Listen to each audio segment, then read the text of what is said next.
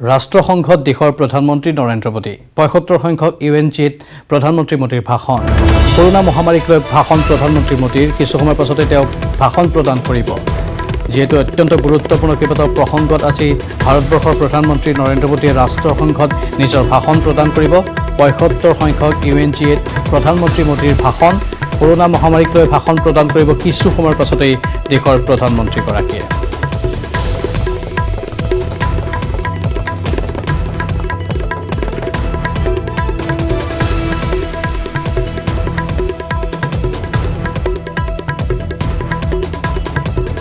ৰাষ্ট্ৰসংঘত দেশৰ প্ৰধানমন্ত্ৰী নৰেন্দ্ৰ মোদী আজি বহুকেইটা বিষয়ত বক্তব্য আগবঢ়াব भारत के 130 करोड़ से ज्यादा लोगों की तरफ से प्रत्येक सदस्य देश को बहुत बहुत बधाई देता हूं। भारत को इस बात का बहुत गर्व है कि वो संयुक्त राष्ट्र के संस्थापक देशों में से एक है। आज के इस ऐतिहासिक अवसर पर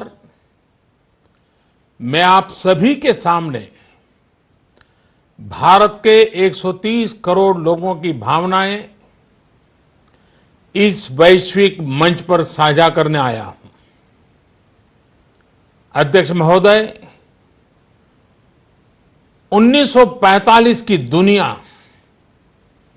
निश्चित तौर पर आज से बहुत अलग थी।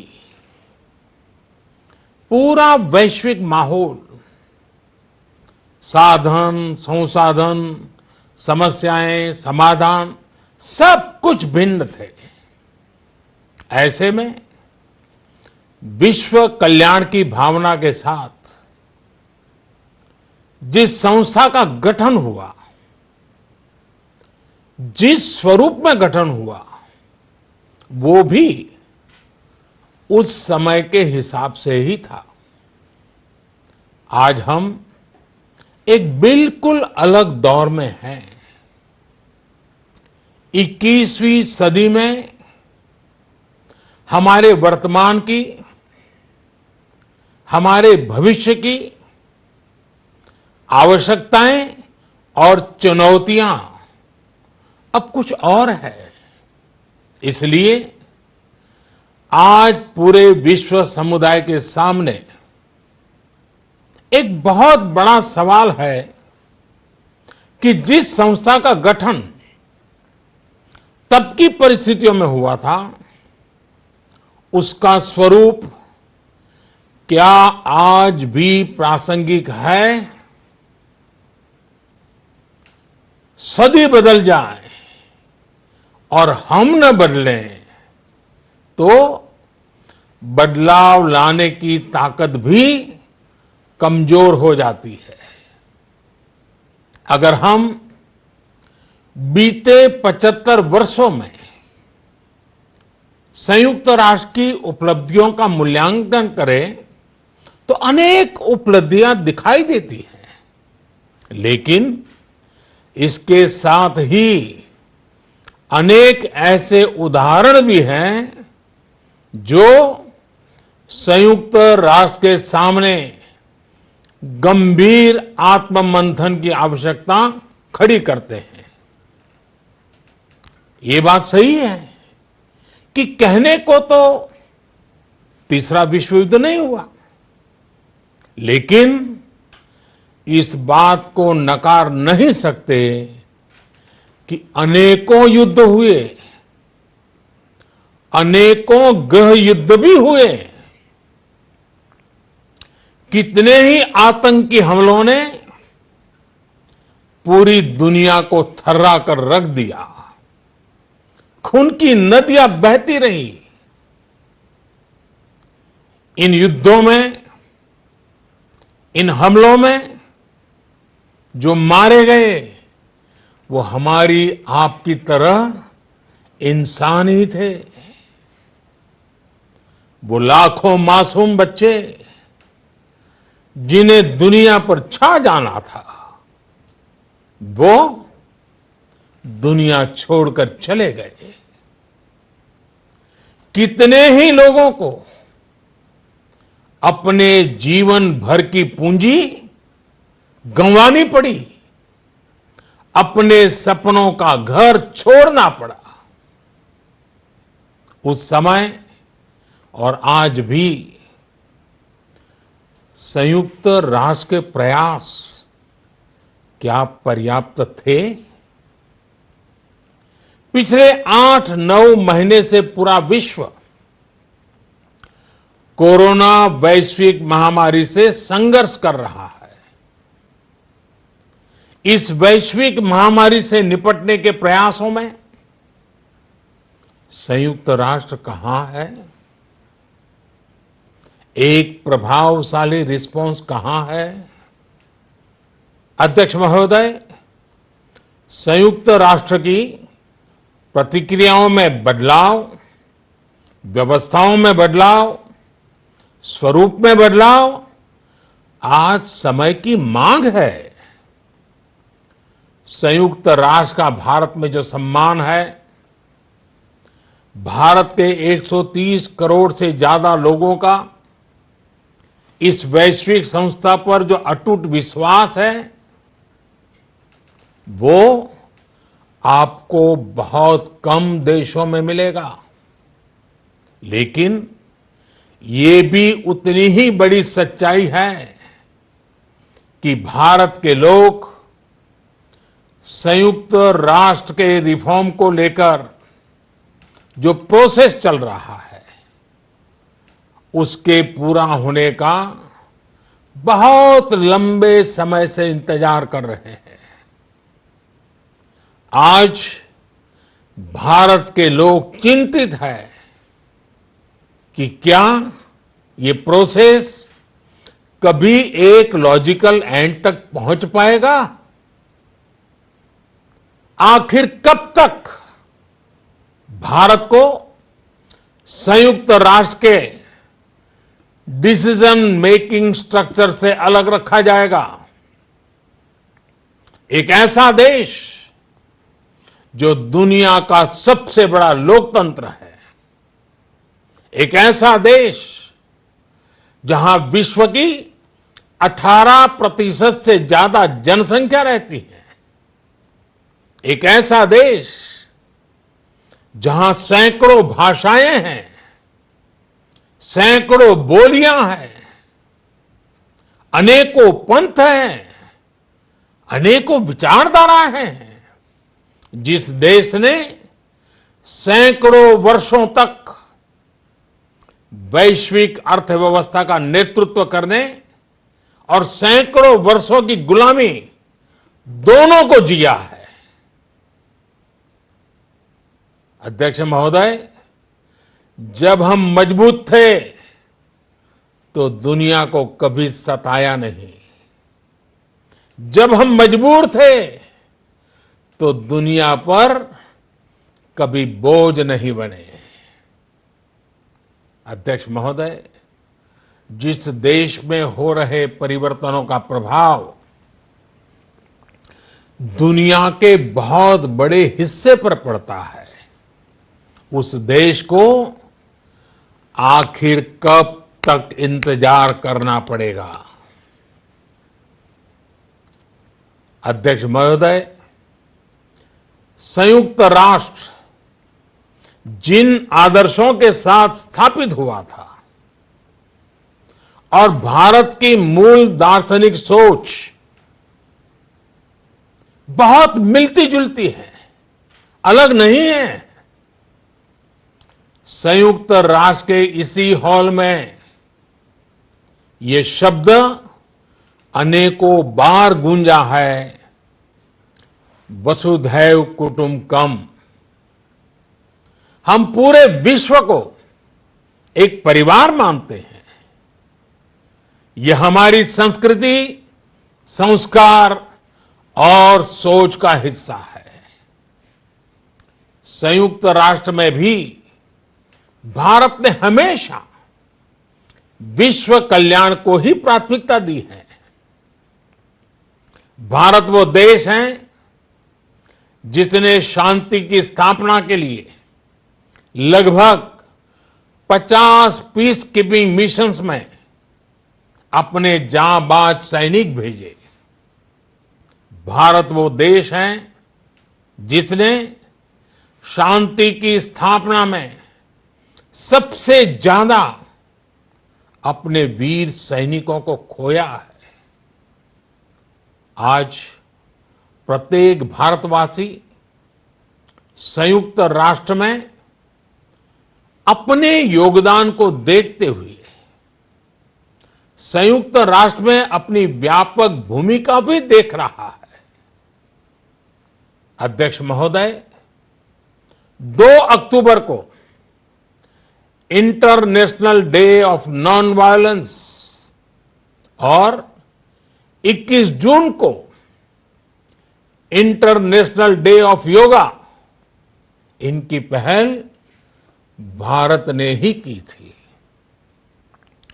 Coalition for disaster resilient infrastructure और इंटरनेशनल सोलर अलायंस, ये भारत के ही प्रयास है। भारत ने हमेशा पूरी मानव जाति के हित के बारे में सोचा है, न कि अपने निहित स्वार्थों के बारे में। भारत की नीतियां हमेशा से इसी दर्शन से प्रेरित रही है। भारत की नेबरहुड फर्स्ट पॉलिसी से लेकर एक्ट ईस्ट पॉलिसी तक, security and growth for all in the region, इसकी सोच, या फिर इंडो पैसिफिक क्षेत्र के प्रति हमारे विचार, सभी में इस दर्शन की झलक दिखाई देती है। भारत की पार्टनरशिप का मार्गदर्शन भी यही सिद्धांत तय करता है। भारत जब किसी से दोस्ती का हाथ बढ़ाता है तो वो किसी तीसरे के खिलाफ नहीं होती। भारत जब विकास की साझेदारी मजबूत करता है तो उसके पीछे किसी साथी देश को मजबूर करने की सोच नहीं होती। हम अपनी विकास यात्रा से मिले अनुभव साझा करने में कभी पीछे नहीं रहते। अध्यक्ष महोदय, पैंडेमिक के इस मुश्किल समय में भी भारत की फार्मा इंडस्ट्री ने 150 से अधिक देशों को जरूरी दवाइयां भेजी हैं। विश्व के सबसे बड़े वैक्सीन उत्पादक देश के तौर पर आज मैं वैश्विक समुदाय को एक और आश्वासन देना चाहता हूं। भारत की वैक्सीन प्रोडक्शन और वैक्सीन डिलीवरी क्षमता पूरी मानवता को इस संकट से बाहर निकालने के लिए काम आएगी। हम भारत में और अपने पड़ोस में फेज 3 क्लिनिकल ट्रायल्स की तरफ बढ़ रहे हैं। वैक्सीन की डिलीवरी के लिए कोल्ड चेन और स्टोरेज जैसी क्षमता बढ़ाने में भी भारत सभी की मदद करेगा। अध्यक्ष महोदय, अगले वर्ष जनवरी से भारत सुरक्षा परिषद के अस्थायी सदस्य के तौर पर भी अपना दायित्व निभाएगा। दुनिया के अनेक देशों ने भारत पर जो विश्वास जताया है, मैं उसके लिए सभी साथी देशों का आभार प्रकट करता हूं। विश्व के सबसे बड़े लोकतंत्र होने की प्रतिष्ठा और इसके अनुभव को हम विश्व हित के लिए उपयोग करेंगे। हमारा मार्ग जन कल्याण से जग कल्याण का है। भारत की आवाज हमेशा शांति, सुरक्षा और समृद्धि के लिए उठेगी। भारत की आवाज मानवता, मानव जाति और मानवीय मूल्यों के दुश्मन आतंकवाद, अवैध हथियारों की तस्करी, ड्रग्स, मनी लॉन्ड्रिंग के खिलाफ उठेगी। भारत की सांस्कृतिक धरोहर, संस्कार, हजारों वर्षों के अनुभव हमेशा विकासशील देशों को ताकत देंगे। भारत के अनुभव, भारत की उतार चढ़ाव से भरी विकास यात्रा विश्व कल्याण के मार्ग को मजबूत करेगी। अध्यक्ष महोदय, बीते कुछ वर्षों में रिफॉर्म, परफॉर्म, ट्रांसफॉर्म इस मंत्र के साथ भारत ने करोड़ों भारतीयों के जीवन में बड़े बदलाव लाने का काम किया है। यह अनुभव विश्व के बहुत से देशों के लिए उतने ही उपयोगी हैं जितने हमारे लिए। सिर्फ 4-5 साल में 400 मिलियन से ज्यादा लोगों को बैंकिंग सिस्टम से जोड़ना आसान नहीं था, लेकिन भारत ने ये करके दिखाया। सिर्फ 4-5 साल में 600 मिलियन लोगों को ओपन डेफिकेशन से मुक्त करना आसान नहीं था, लेकिन भारत ने ये करके दिखाया। सिर्फ 2-3 साल में 500 मिलियन से ज्यादा लोगों को मुफ्त इलाज की सुविधा से जोड़ना आसान नहीं था, लेकिन भारत ने ये करके दिखाया। आज भारत डिजिटल ट्रांजैक्शन के मामले में दुनिया के अग्रणी देशों में है। आज भारत अपने करोड़ों नागरिकों को डिजिटल एक्सेस देकर एम्पावरमेंट और ट्रांसपेरेंसी सुनिश्चित कर रहा है। आज भारत वर्ष 2025 तक अपने प्रत्येक नागरिक को टीबी से मुक्त करने के लिए बहुत बड़ा अभियान चला रहा है। आज भारत अपने गांवों के 150 मिलियन घरों में पाइप से पीने का पानी पहुंचाने का अभियान चला रहा है। कुछ दिन पहले ही भारत ने अपने 6 लाख गांवों को ब्रॉडबैंड ऑप्टिकल फाइबर से कनेक्ट करने की बहुत बड़ी योजना की शुरुआत की है।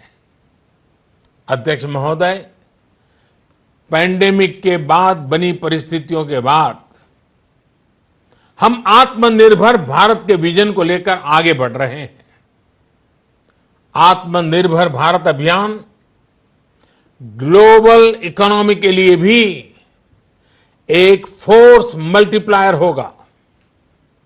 भारत में आज ये सुनिश्चित किया जा रहा है कि सभी योजनाओं का लाभ बिना किसी भेदभाव प्रत्येक नागरिक तक पहुंचे।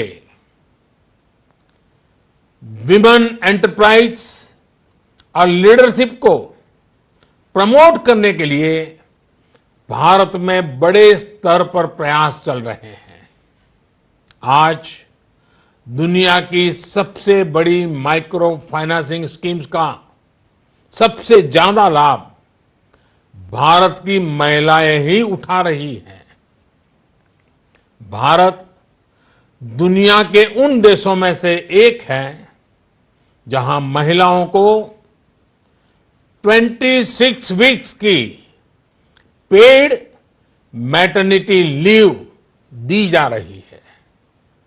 भारत में ट्रांसजेंडर्स के अधिकारों को सुरक्षा देने के लिए भी कानूनी सुधार दिए गए हैं। अध्यक्ष महोदय, भारत विश्व से सीखते हुए, विश्व को अपने अनुभव बांटते हुए आगे बढ़ना चाहता है। मुझे विश्वास है कि अपने 75वें वर्ष में संयुक्त राष्ट्र और सदस्य सभी देश इस महान संस्था की प्रासंगिकता बनाए रखने के लिए और प्रतिबद्ध होकर काम करेंगे। संयुक्त राष्ट्र में संतुलन और संयुक्त राष्ट्र का सशक्तिकरण विश्व कल्याण के लिए उतना ही अनिवार्य है। आइए संयुक्त राष्ट्र के 75वें वर्ष पर हम सब मिलकर अपने आप को विश्व कल्याण के लिए एक बार फिर समर्पित करने का प्रण लें। धन्यवाद। सूर्या सीमेंट व्यवहार